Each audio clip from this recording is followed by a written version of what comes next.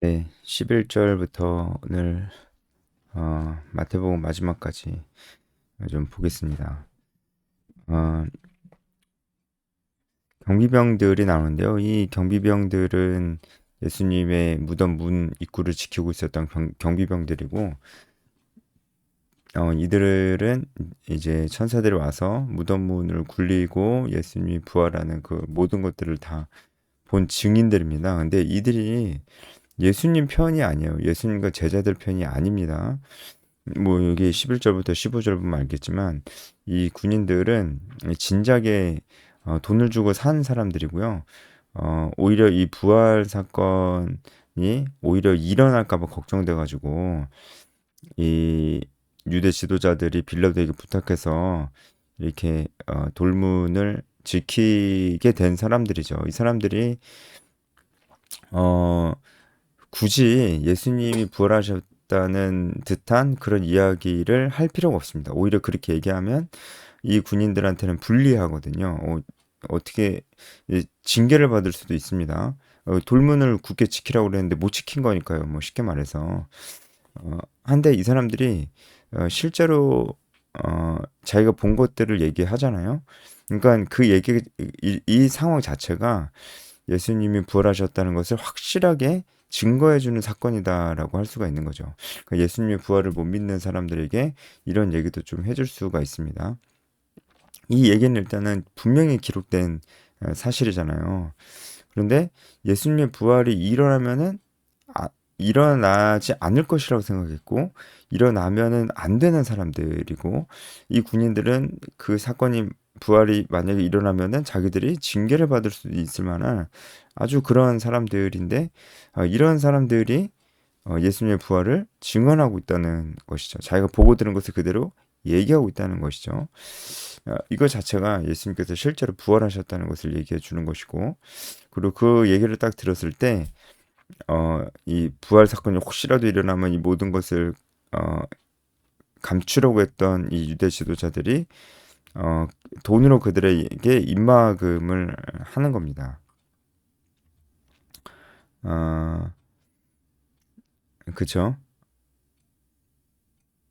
돈으로 입막음을 하면서 14절에 만약에 이 얘기가 총독에게 들리면 우리가 권하여 너희를 근심하지 않게 하리라. 이게 뭐냐면 아, 돈 줄 테니까 조용히 하고 어, 너희들 신변 혹시 위험해질 수도 있잖아. 예수님 부활하셨으니까 너네들이 어쨌든 너희들 임무를 온전히 잘 마치지 못한 거니까 빌라도가 그것에 대해서 너네들을 추궁하면은 그러면 우리가 뒤를 다 봐줄게. 그러니까 조용히 해야 돼. 이 얘기를 하는 겁니다. 그러니까 예수님의 부활을 막으려고 했던 사람들도 이 경비병들의 얘기를 들어보니까 그것이 사실임을 부인할 수가 없었던 거죠. 부인할 수가 없어서 이 경비병들의 입을 돈으로 막지 않고서는 도저히 이 사실을 어, 부인할 수가 다른 어떤 논리적이나 어떤 다른 방법으로 이 사실을 어떻게 다르게 꾸며낼 수가 없었습니다. 그래서 이런 방법을 쓴 것이죠. 이 사실 자체도 예수님의 부활을 원치 않았던 사람들도 그 부활을 결국은 인정하고 있는 이 상황 자체가 예수님이 부활하셨다는 것을 확실하게 보여주는 여러 가지 것들 중에 여러 상황과 이유와 논리 중에 하나입니다.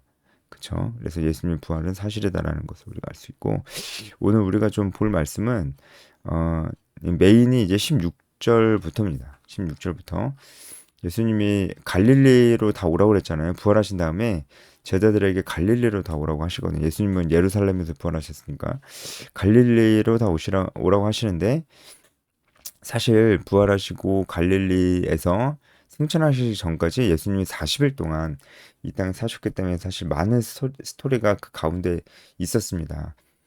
어, 예수님이 제자들을 만나시고 도마가 예수님 옆구리에 손 넣어보고 그리고 갈릴리 바닷가에서 어, 그들을 위해서 조반을 만드시고 베드로에게 내가 나를 사랑하느냐 3번 물어보시고 이 모든 일들이 다 있었는데 마태는 이 모든 일들을 다 생략을 하고 예수님 부활 직후에 바로 어, 이, 어, 이 승천 사건, 네, 지상명령 사건을 바로 기록하고 있습니다. 그 이유는 이 지상명령을 강조하기 위해서죠. 예, 마태는 이 지상명령을 굉장히 강조하기 위해서 예, 부활 이후에 40일 동안 예수님께서 지상에서 어떤 일들을 하셨는지를 과감하게 생략하고 있습니다. 그만큼 지상명령이 굉장히 중요한 것이란 거죠. 근데 마태만 그렇게 하지는 않았어요. 이제 누가도 그렇고 마가, 요한도 복음서 모든 복음서 마지막에 이 지상명령과 관련된 명령들이 그리고 관련된 내용들로 이 복음서가 마무리가 되는 것을 우리가 볼 수가 있습니다. 마가복음, 누가복음도 이 일의 증인이다라고 이렇게 말씀을 하시고 땅끝까지 이 복음을 전파하라고 말씀을 하시는 것으로 이 복음서들이 다 마무리가 되고 요한복음의 마무리도 우리가 다 알다시피 베드로에게 3번 네가 날 사랑하느냐 물어보시고 내 양을 먹이라. 내 양을 먹이라 이것도 결국은 이 제자 삼는 일, 복음을 전하는 일과 굉장히 관련이 있는 이런 말씀입니다. 그것으로 요한복음도 끝나거든요. 결국은 복음서가 그 마무리가 다 이 복음을 전하는 일 그리고 제자를 삼는 일로 끝난다는 것입니다. 이 사실이 우리에게 무엇을 얘기해 주고 있는 것일까요? 복음서 기자들도 그것으로 다 마무리할 만큼 이것이 가장 중요한 예수님 말씀이었고 또 실제로 예수님이 그 말씀을 마지막에 하시기도 했고 이래나 저래나 이 말씀은 너무나 중요한 말씀이었다는 것을 우리가 이 성경 말씀을 보면서 부인할 수가 없는데 특별히 이제 마태가 이 명령의 말씀에 대해서 아주 명확하게 우리한테 전달해주고 있기 때문에 우리가 그것을 지상명령이라는 이름으로 지금도 우리가 다 알고 있고 외우고 있고 중요하게 여기고 있잖아요. 그래서 이제 그 이야기입니다. 16절부터 11제자가 예수께서 지시하신 산에 이르렀다고 하는데 이 산은 아마도 예수님이 제자들과 많이 가셨던 산일 겁니다. 감람산일 수도 있어요. 근데 여기는 11제자만 있었다고 보진 않습니다. 아주 많은 사람들이 있었다는 것을 알 수 있어요. 고린도전서 15장에 보면 500여 형제가 예수님이 승천하신 것을 봤어요. 그래서 그 11제자 말고도 아주 많이 있었을 것이라 그렇게 봅니다. 18절부터가 아주 중요합니다. 18절부터가 지상명령의 말씀이고 많이 외우고 있는 그런 말씀이죠. 하늘과 땅의 모든 권세를 내게 주셨으니 그러니까 성자 예수님께서 그 모든 권세를 받으셨다고 지금 말씀하고 계시는 겁니다. 삼일체 하나님이시기 때문에 사실 성부 하나님에게 받지 않아도 그 권세가 원래 있는 것이지만 권세를 받으셨다고 하시는 말씀은 예수님의 성육신과 관련이 돼 있고 그 성육신하신 성자 예수님이 그 권세를 가지고 계시고 있고 그리고 무엇보다 여기서 강조점은 그 권세를 뭐 성자 예수님이 갖고 있냐 성부 하나님이 갖고 있느냐 이제 그것보다는 여기서 권세가 가지고 있는 강조점은 그것을 우리에게 주셨다는 거예요. 그러니까 그러면 우리에게 주신 우리에게 주셨다는 게 아니죠. 이 권세를 예수님께서 가지고 계시다는 거예요. 이 권세를 예수님께서 가지고 계시니까 그 권세로 우리를 파송하신다는 거죠. 그러니까 그 권세는 예수님께서 하나님께 받은 것이지만 그 권세를 우리를 파송하시는 것이기 때문에 그 권세를 우리에게 주신 것이기도 합니다. 그러니까 위임권이라고 하잖아요. 그렇죠? 이 말씀은 예수님 베드로의 위대한 고백 후에 베드로에게 말씀하실 때 천국 열쇠를 내게 주노라 이 말씀하셨던 것과 아주 비슷합니다. 이 천국 열쇠 너가 매면 매일 것이고 풀면 풀릴 것이라는 그 천국 열쇠도 우리에게 어떤 권위를 주시겠다는 것이잖아요. 근데 우리에게 어떤 권위를 주실 때 그 조건은 우리가 이 복음을 전하는 것이죠. 복음 전하는 것 자체가 권세고 권위입니다. 여기에 대해서 뭐 더 길게 설명하지 않겠습니다. 어쨌든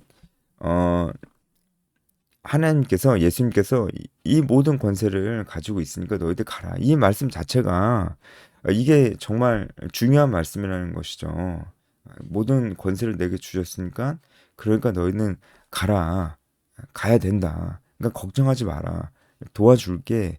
그리고 너희들에게 그런 권세가 있어. 그러니까 너희들이 해야 될 아주 중요한 일이야. 이런 것들을 다 포함되는 거잖아요. 그렇죠? 그래서 19절부터 보면은 그러므로 너희는 가서 모든 족속을 제자로 삼아 아버지 아들과 성령의 이름으로 세례를 베풀고 내가 너에게 분부한 모든 것을 가르쳐 지키게 하라.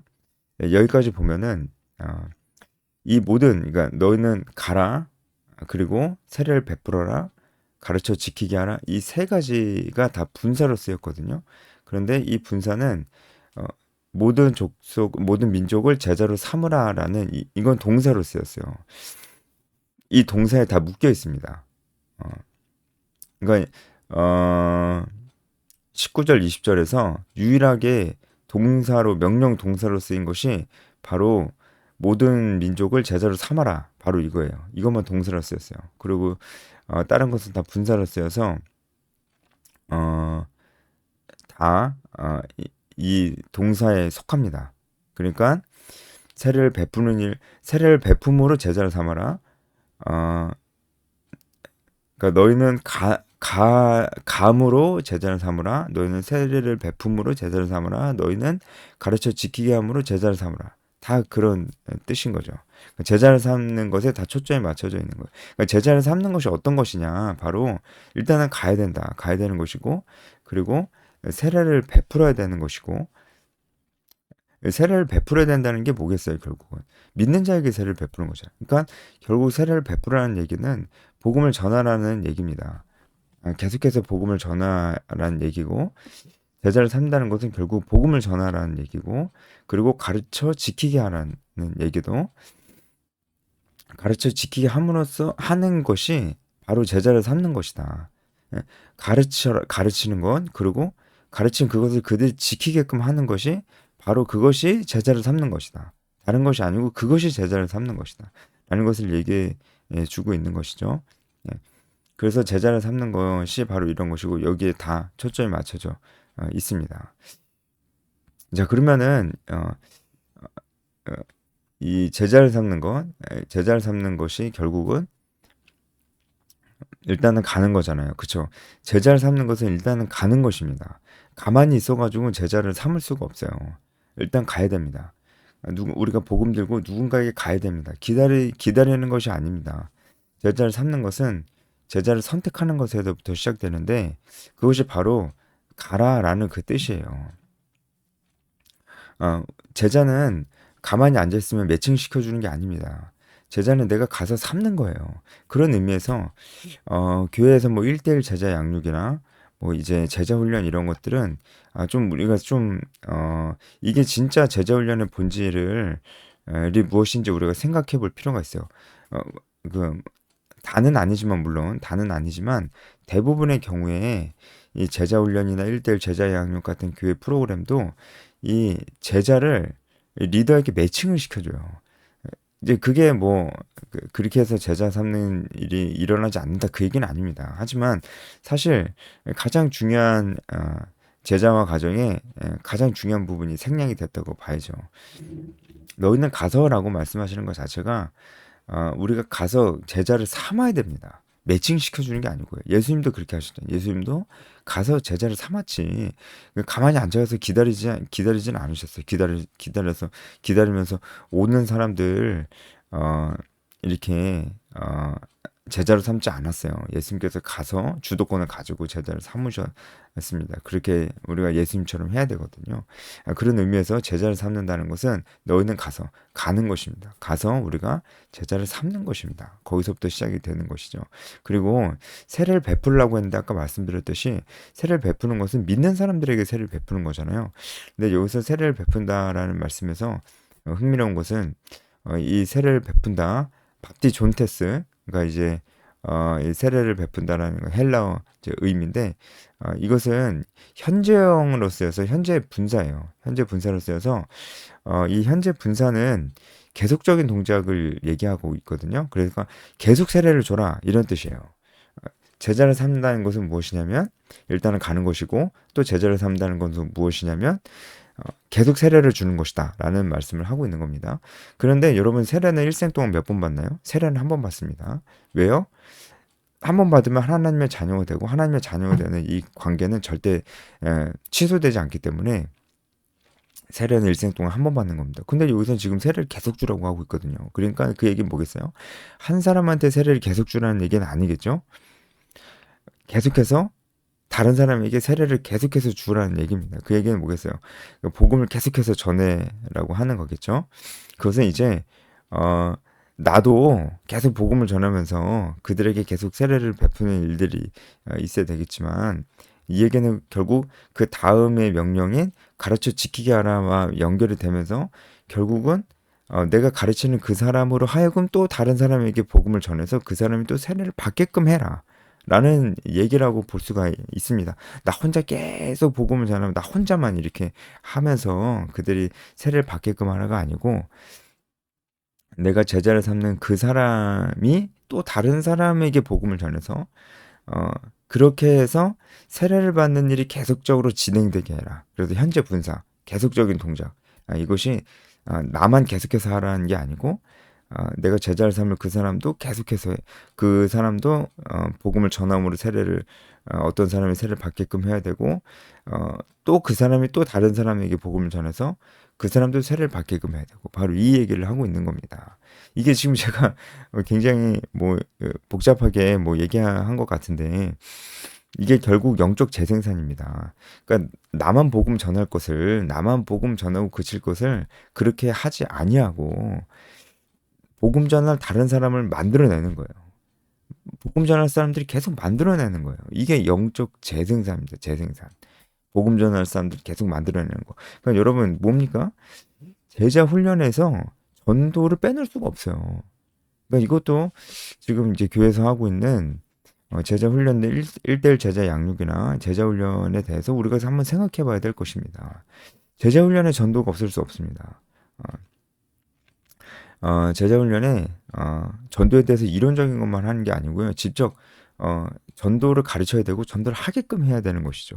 왜냐면은 제자를 삼는 것 자체가 그 사람이 내가 가르치려고 하는 그 사람이 복음을 전하는 사람이 되게끔 하는 거예요. 말씀이 그렇잖아요. 그렇죠?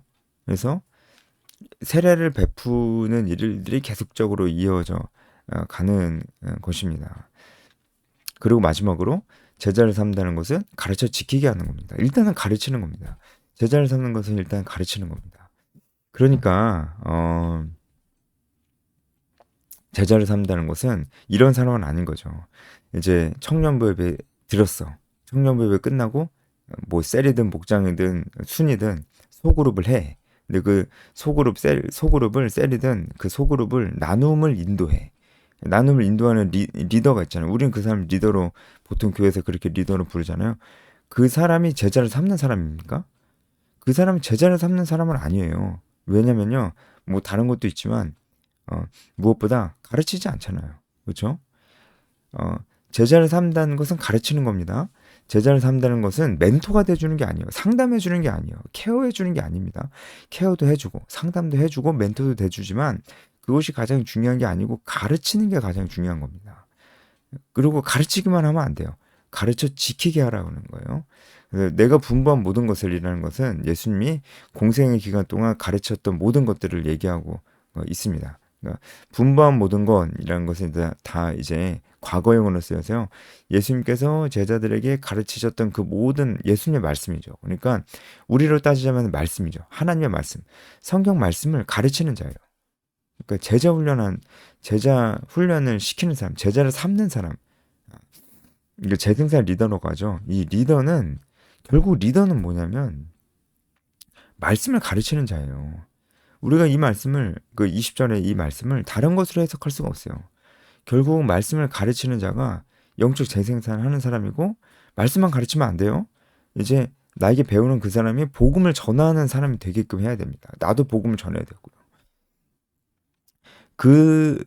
그런 일을 하는 그 소그룹, 그러니까 리더가 팔로워들에게 계속해서 복음을 전하게끔 하고 복음을 전하는 사람이 되게끔 하고 그것을 훈련시키고 그리고 리더가 계속해서 그 팔로워들에게 말씀을 가르치고 가르치는 것으로 끝이는 게 아니고 그들이 그 말씀을 배운 것을 그대로 지키고 있는가 복음을 실제로 전하고 있는가, 그 삶 속에서 말씀을 지키고 있는가, 이것을 점검해, 말씀을 보고 있는가, 기도를 하고 있는가, 전도를 하고 있는가, 이걸 계속해서 점검해주는 그 사람이 재생산 리더예요. 그 사람이 진짜 제자화를 하고 있는 사람입니다.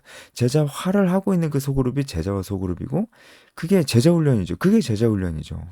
그죠? 그냥 말씀 보고 기도하고 설교 요약 노트 작성하고 책 읽고 독후감 쓰고 그것만 하면은 그게 제자 훈련인가요? 그거는 제자 훈련은 아니죠. 그거는 경건생활 훈련이죠. 제자 훈련이라고 한다면 예수님께서 말씀하셨던 이 요소들이 들어가야 됩니다. 전도가 일단 있어야 돼요. 그리고 전도를 하게끔 해야 됩니다. 리더가 하게끔 해야 돼요. 그 제자 훈련을 총괄하고 있는 목사님이 그 목사님 혼자 다 가르치는 게 아니고요. 리더가 가르치는 자가 돼야 되고요. 그 제자 훈련 총괄하고 있는 목사님이 전도를 훈련시키는 게 아니고요. 리더가 훈련을 시켜야 됩니다. 그게 진짜 제자와 소그룹이에요. 그 리더가 진짜 제자와 과정에 참여하고 있는 사람입니다. 저는 지금 딱 이 말씀대로 지금 얘기하고 있는 거죠. 그게 맞잖아요. 그렇죠? 그리고 너희는 가서라는 말씀처럼 어 팔로워는 리더에게 매칭시켜주는 게 아닙니다. 리더가 자기 제자는 자기가 가서 찾아서 자기가 제자를 삼는 거예요. 그렇잖아요. 그래서 이게 바로 지상 명령이라는 겁니다. 자, 우리 말씀을 좀 이 말씀이 너무 중요한 말씀이니까 또 제가 또 많이 강조하고 있는 말씀이기도 하고 근데 제가 강조하는 이유는 바로 예수님께서 이 말씀을 강조하셨기 때문에 그래요. 예수님께서 이렇게 말씀하신 게 예수님께서 강조한 게 아니고 뭐겠습니까? 그렇죠? 근데 또 제가 이 말씀을 정말 많이 얘기하는 이유는 예수님께서 이렇게 강조하셨는데 너무 안 해요, 사람들이. 뭐 안 하는 게 너무 당연해졌어요. 그리고 이걸 안 해도 교회 다니는 게 전혀 양심의 거리낌이 없어요. 그러니까 교회 봉사하고 뭐 성가대하고 찬양 봉사하고 식당 봉사하고 뭐 특송하고 뭐 교사는 좋은데요. 교사도 제자화에 참여하고 있는 교사는 아니에요. 케어만 해주면 그 사람은 리더가 아닙니다. 리더는 케어만 해주는 사람이 아니에요. 출석 체크해주고 그런 사람은 리더는 아니에요. 관리자예요, 관리자. 관리자가 뭐 나쁜 사람은 아니거든요. 하지만 리더는 아니에요. 아니, 리더는 뭐예요? 리더는 방향을 제시해주는 사람이에요. 사람들을 이끌고 가는 게 리더인데. 아니, 방향 제시. 우리가 어떤 비전으로 모이냐, 우리가 어떤 비전을 갖고 이 얘기를 안 해주는데, 그게 어떻게 리더입니까? 그죠? 그러니까 지금 수많은 주일학교 교사들, 중고등 교사들이 대부분 사실 관리자예요. 제가 폄하하는 게 아닙니다. 일반적인 얘기를 하는 거예요. 근데 그렇게 함으로써 자기가 교사하고 있으니까 봉사하고 있으니까 아, 어, 신앙생활을 잘하고 있다고 생각하는데 우리가 정말 이 말씀 앞에서 좀 생각해 볼 필요가 있어요. 그게 신앙생활을 잘하는 거라면은 예수님이 이 말씀은 이 명령을 누구한테 하신 겁니까 도대체? 이 지상 명령 누구한테 도대체 명령을 하신 걸까요? 제가 지금까지 말씀드렸던 그 모든 교회 봉사들 그거 다 해도 이 지상 명령은 하지는 않는 거예요. 그렇죠?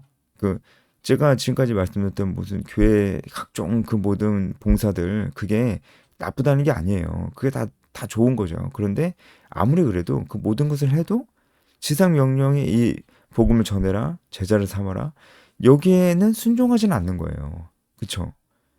그러면은 이 말씀은 예수님께서 이 명령을 도대체 왜 하신 겁니까? 그걸 해도 문제가 없다고 생각하는데 사람들이 그러니까 이 지상 명령을 지키지 않아도 문제가 없다고 생각하는데 그럼 이건 누구한테 하신 거예요 도대체? 그런 생각을 하게 되죠. 저는 지금도 정말 이 고민이 있어요. 어, 아무리 성경을 봐도 복음은 진짜 전해야 되거든요. 그리고 제자는 삼아야 돼요. 근데 이게 모든 사람에게 하신 명령이 맞거든요. 아무리 봐도 맞거든요. 그리고 이거 되게 중요한 내용이에요.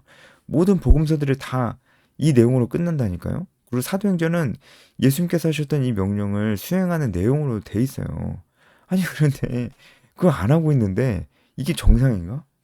근데 다 안 하고 있으니까 안 하는 게 정상 같아요. 그래서 내가 비정상인가? 맨날 이것만 강조하는 내가 비정상인가? 이런 생각도 든다니까요. 여러분도 어떻게 생각하십니까? 굉장히 너무 중요한 내용이어서 여러분도 한번 깊게 생각해 보시고 저는 그래서 진짜 이 삶을 살아야 된다 생각합니다. 그래서 그래서 지금 2030들을 주로 집중을 해서 우리가 숨결 모임이라는 이름으로 모이고 있고, 모든 청년들이 이 전도와 제자의 삶에 쪼인하도록 제가 정말 기회를 주고 싶어요. 그래서 그 일을 정말 제가 할 수 있는 최선이라 생각하고 하고 있습니다. 많은 이들이 이 전도 제자의 삶에 쪼인했으면 좋겠습니다. 오늘 여기까지 하겠습니다.